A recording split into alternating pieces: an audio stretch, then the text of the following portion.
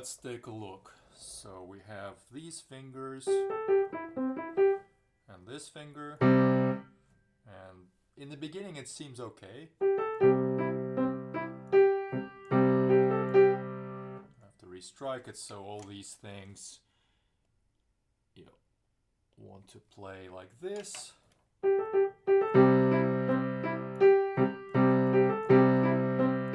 Right, so for the first line you could get away with doing exactly what's written: 4-5-4, 2-1, 2-4, right hand, and of course 1-5 in the left hand. However, a couple of problems come up right away, literally. So with the right hand, I'm a big fan of using 3 and 4 if I have a quick shape like this. Not that there is anything wrong with exercising 4 and 5. I mean, these are after all quite important for about 2/5 of the right hand piano literature. But if you don't need to use them, why use them, right? So I tend to reposition my hands slightly like this. Now you don't see the nose. Here's my nose. I tend to shift it over here, so it ends up pointing maybe 4 white notes down from the middle of the keyboard, and this allows me to bring my elbow of the right hand in. You can kind of just barely see it on the side cameras, and this then allows me to use 3 and then 4 quite nicely. So they play at a slight angle relative to the keys, not like this, but like this. But then 2 and 1 are quite nicely positioned to take care of those other staccato notes. Another thing I want to point out, besides this idea of using a 3, which I'll go ahead and put in like this, and 4 is implied. So of course another 3 here. Another thing that I want to point out is this way of playing staccato, and I would say any articulated passage that you're trying to project in a way that's not floppy, for lack of a better word. So, imagine my fingers played like this, very weak. That's okay, but there's still that little bit of crispness that's missing. And the way you get that crispness in is by using that kind of action, where your finger contracts very quickly, kind of sliding on the key surface. You can see it on the side cameras quite a bit better. But even on the top camera, you see what's going on. I'm on the key, and I'm doing that. In the meanwhile, the rest of my fingers, they're just staying put, waiting for their turn to play. And this allows for that very precise mezzo forte rhythmic attack to each note. So of course 3 is followed by 4.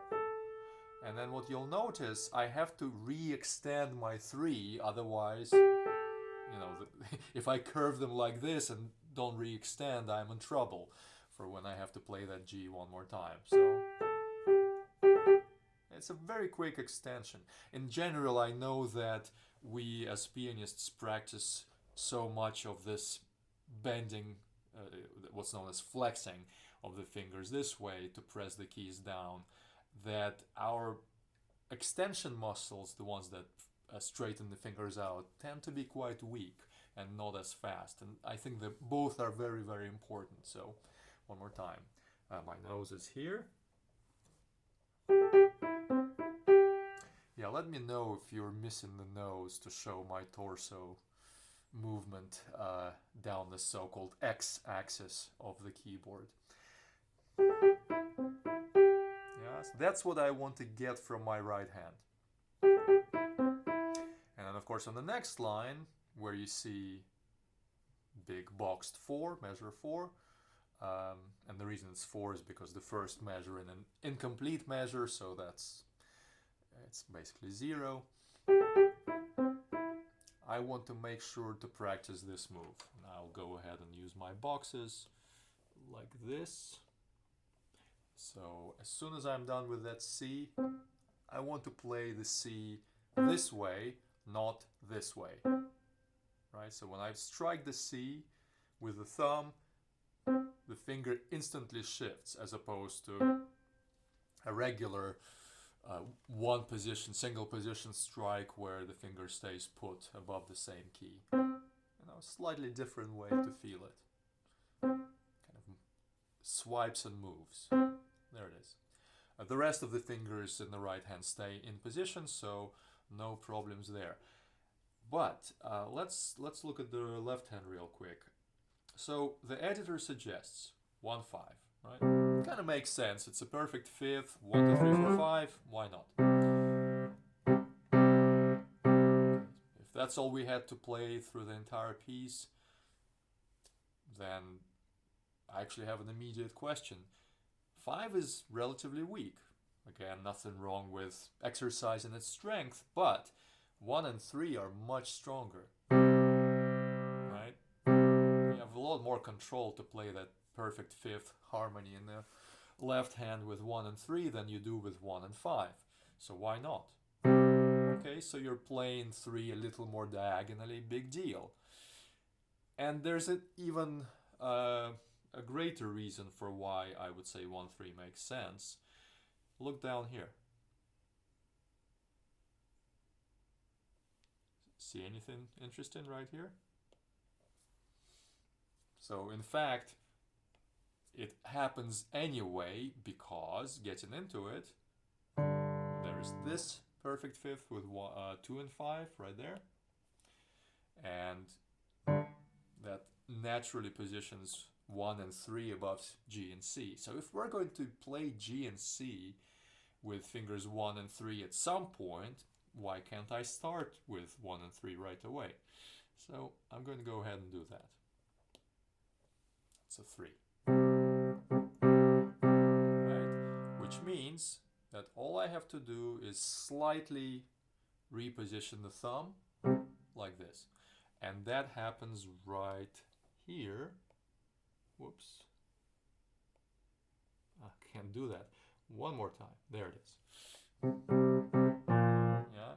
So all I'm doing is, as soon as I let go of C and G at the end of the line, dun, dun, dun, dun, there it is. Dum, bum, bum, bum, there it is. Which of course also implies that before you start, there it is, place 4 on that B flat. There it is. And I would say place 5 on G. You can read my scribbles there. So G's on under 5, B flat is under 4, 3 is above C, or C is down below 3, and 2 is on D. And of course the thumb is on G, and sometimes it will move down to F. And that kind of takes care of the rest of this page, doesn't it? Let's see. Yep. Because that's all Catherine Rollin is doing in this piece. She's selecting specific harmonies for the left hand to sound out. These 3. Not sure if there's anything on the next page, but doesn't matter. If we can take care of the entire page with just one thumb shift, let's do that. All right, here we go. So torso moves, my nose points here.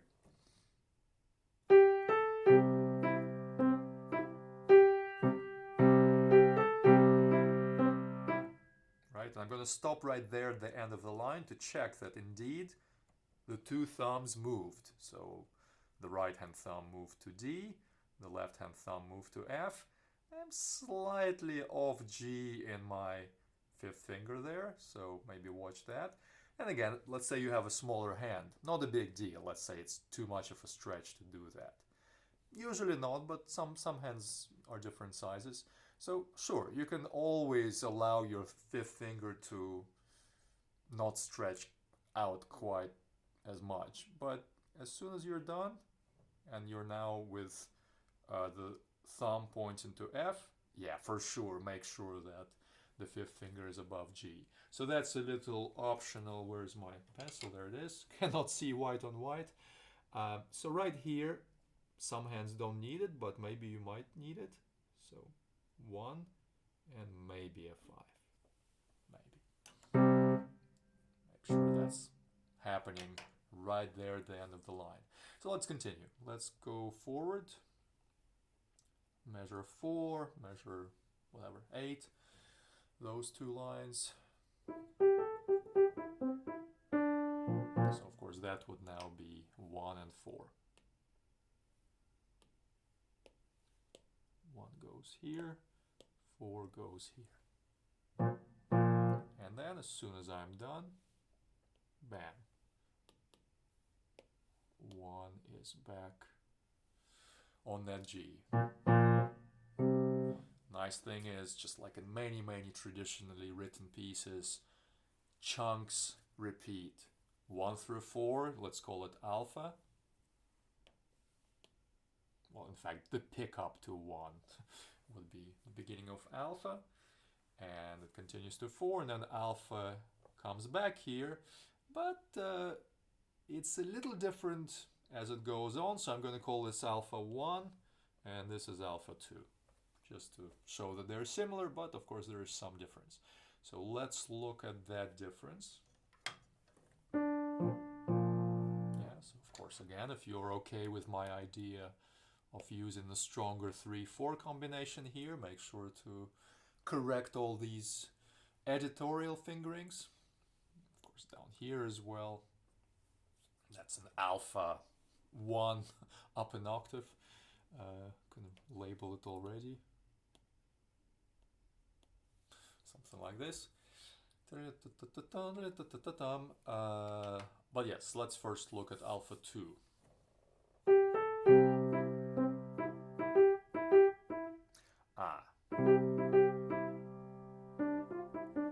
Couple of different options there, and that can kind of justify why the editor went with 4-5 combination.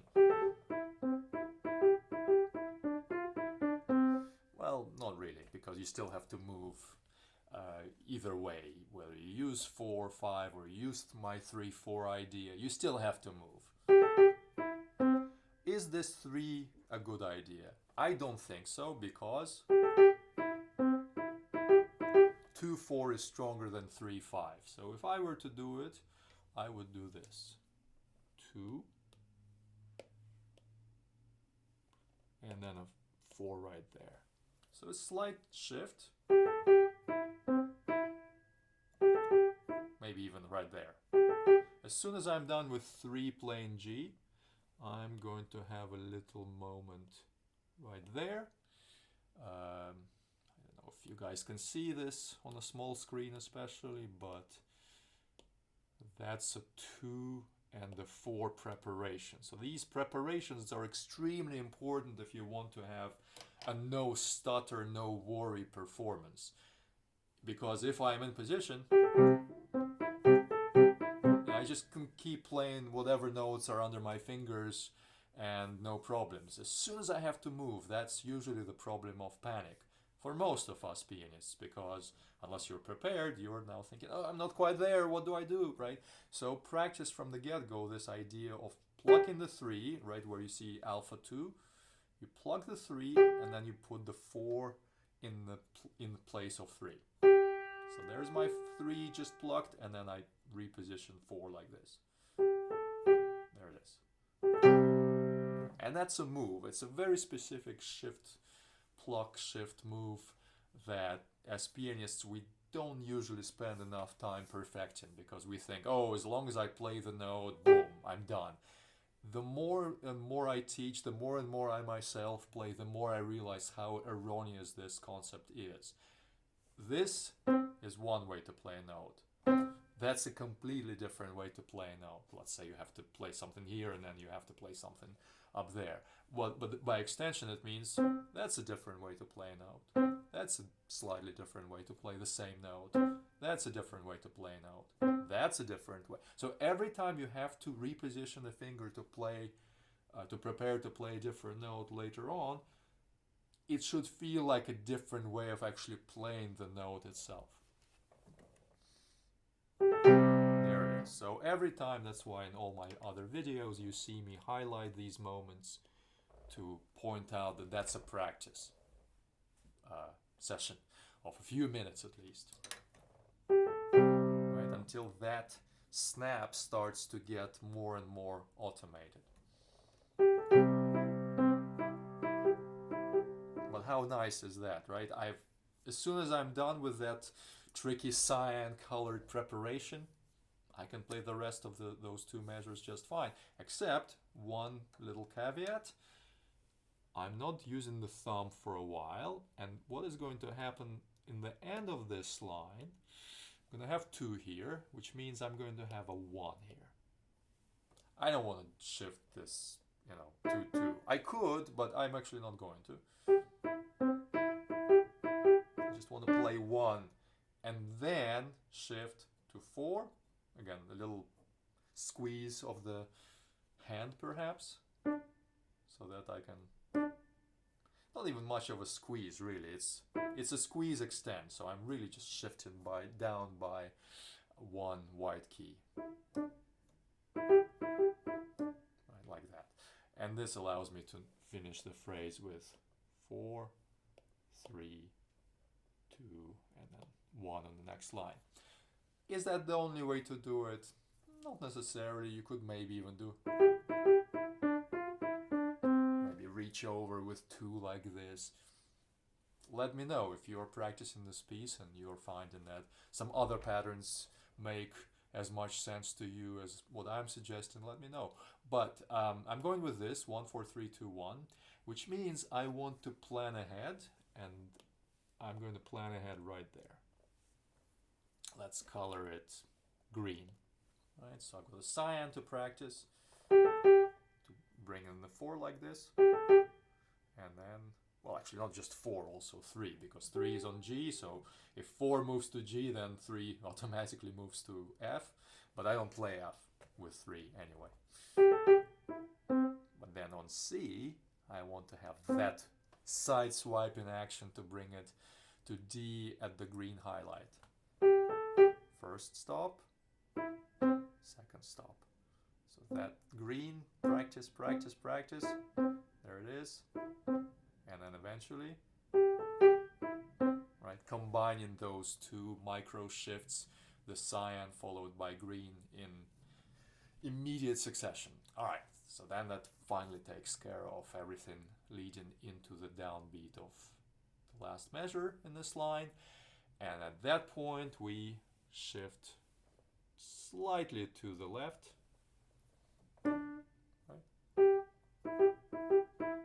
Right, so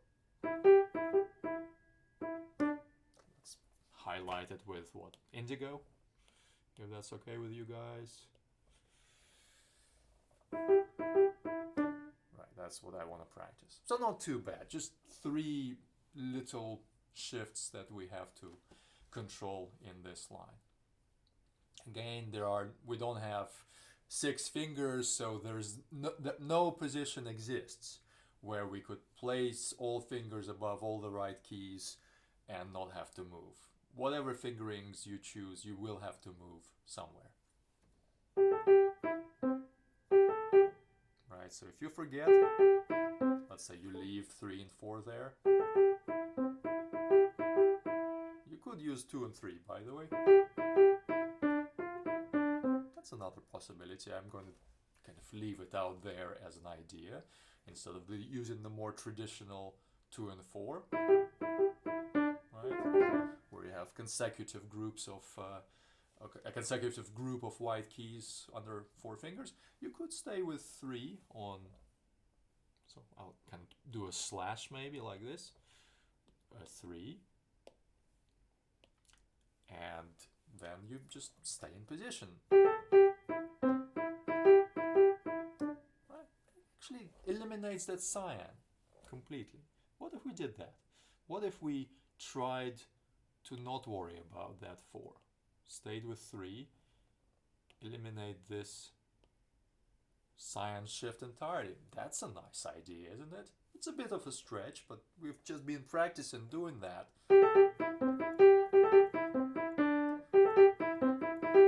Yeah, why not? Makes sense.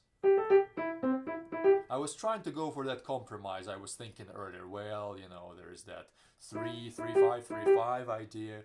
Let's use not 3-5 but 4-2. It's a stronger pair. But 2-3 makes even more sense based on all the things we've been doing up to this point, right? So always review your fingering choices, because chances are, even if something feels a little unusual, in the grander scheme of things, it fits right in. All right. Okay, let's do 3. I really like that idea. All right, so and just 2 micro shifts in the right hand for that line. Perfect. In the meanwhile, my left hand, I'm just going to start right on this moment, right here. Purple line.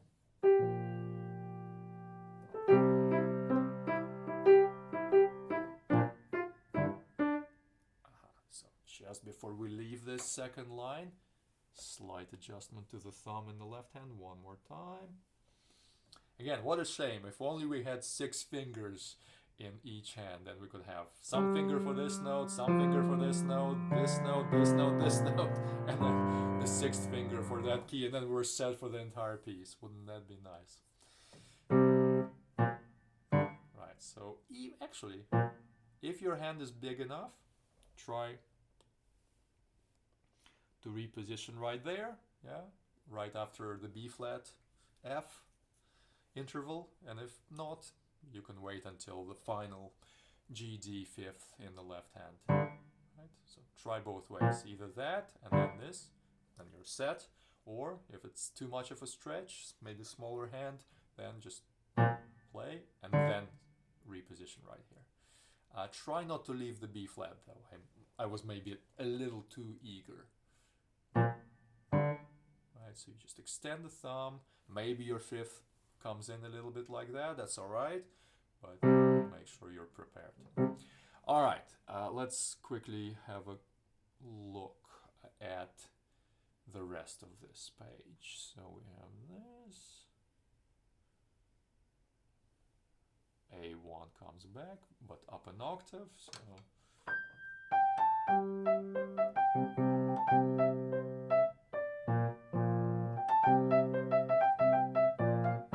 okay, perfect. We don't need to practice any of this. All you have to do is shift the right hand up an octave, use the same fingerings as at the top of the page, and you're done with this first page. Alright, so stay tuned for page 2 if you feel like you need help. If not, because it's kind of formulaic and it uses a lot of the same material, then just go at it on your own. Enjoy.